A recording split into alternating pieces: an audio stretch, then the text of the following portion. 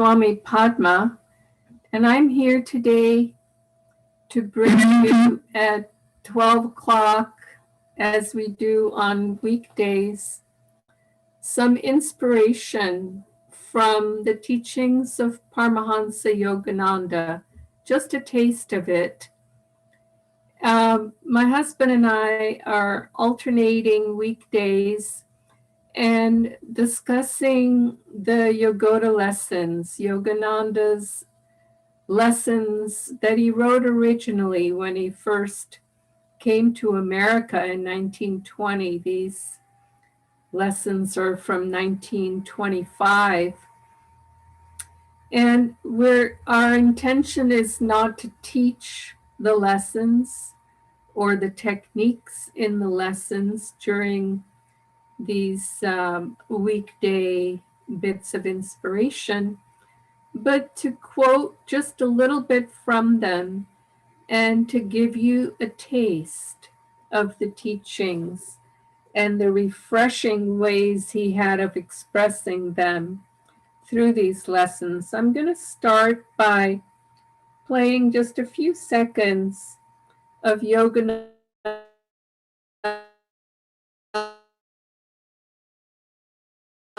voice. I bow to the great God in me and in all of you. Om, Om, Amen.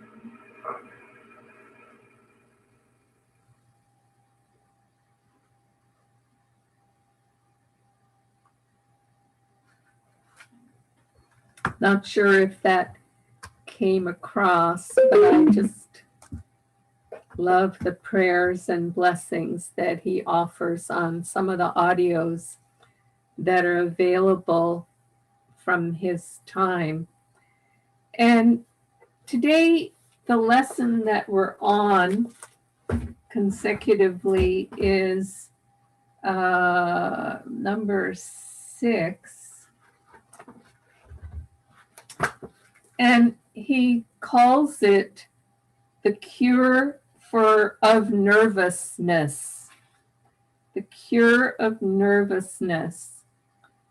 And as I read his teachings and in general try to apply them in my life, I like to read between the lines. That is to say, feel more the meaning behind them rather than just word for word exactly what it may appear like on the page.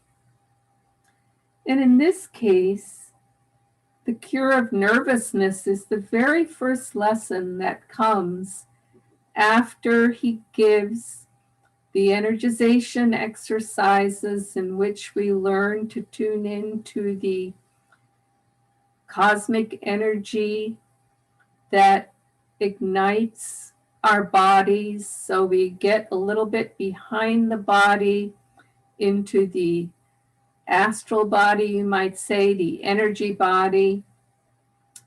And then the other lesson was on the techniques of concentration, meaning the highest techniques of concentration is what he calls it, meaning the Hong Sa technique, meaning meditation, and specifically the meditation technique that he taught.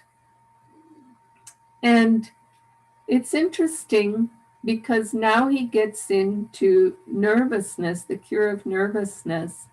And I read that to mean that he states first the solution.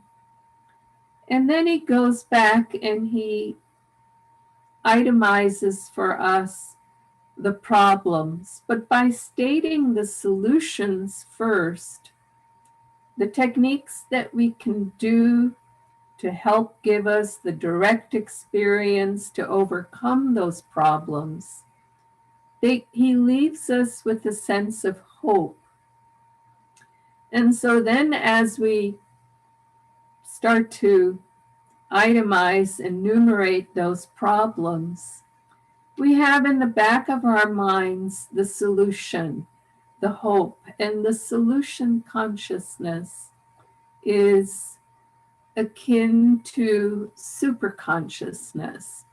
And so he gives us not just the hope, but the techniques that will give us the direct experience to the solutions.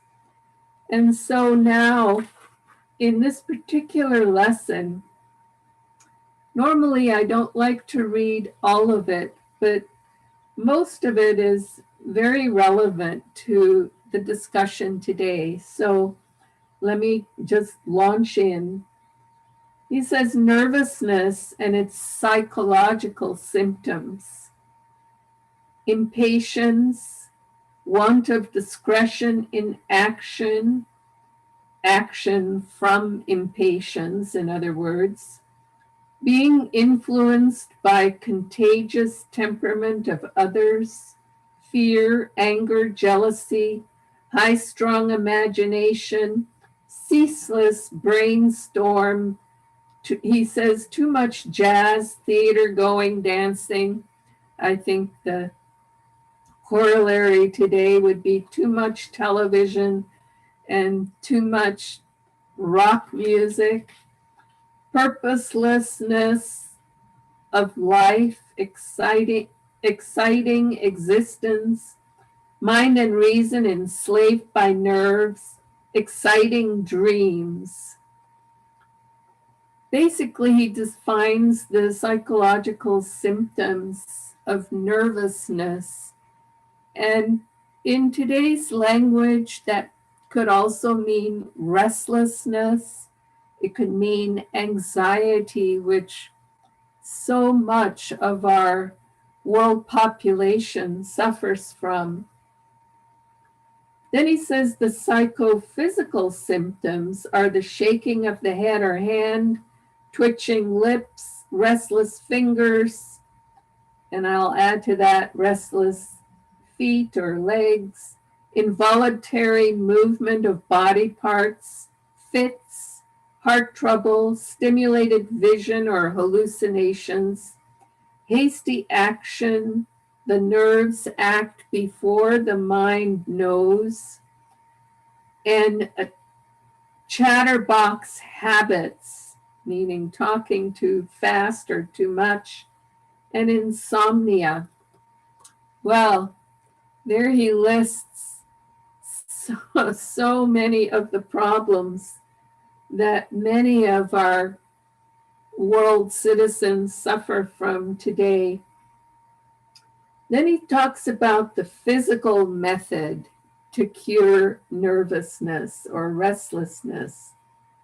Do not use sour pickles or acids or spices or stimulants.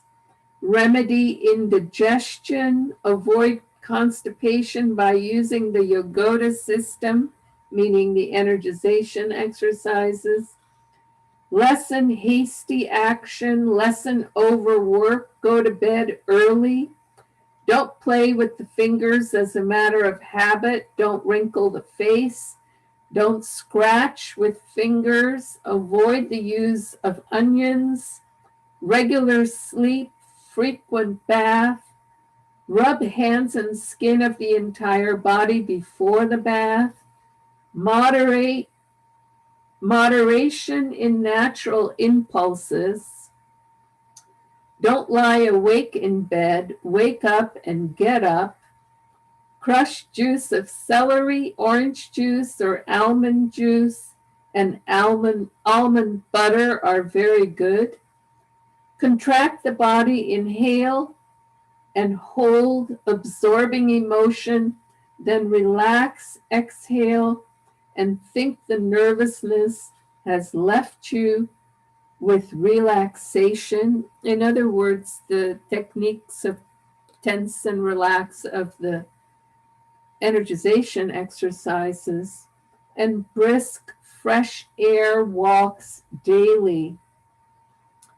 I'm going to stop there because I want to talk about this a little bit, and then my husband can pick up the rest tomorrow of this lesson if he wishes, or I'll pick it up again on, I guess it would be Friday. But basically, he keeps referring to these energization exercises, and I wanted to say that in most of our Ananda Yoga classes that we offer online still at this point because of the governor's mandate, in those classes, you can learn the energization exercises. And I highly recommend it because they're a powerful tool. It only takes about 12 minutes out of the day. And if you do them, it helps to release a lot of that restlessness, a lot of that tension. And of course, the meditation practices, the Hong Sa meditation I mentioned already, you can learn those. If you go to our website, you'll see the Learn to Meditate courses. They will help you to relax and still the mind and the breath. Be still and know that I am God. And by regulating, you know how when we get excited, our breath speeds up, our heart speeds up, when we get scared, when we get worried, when we get anxious.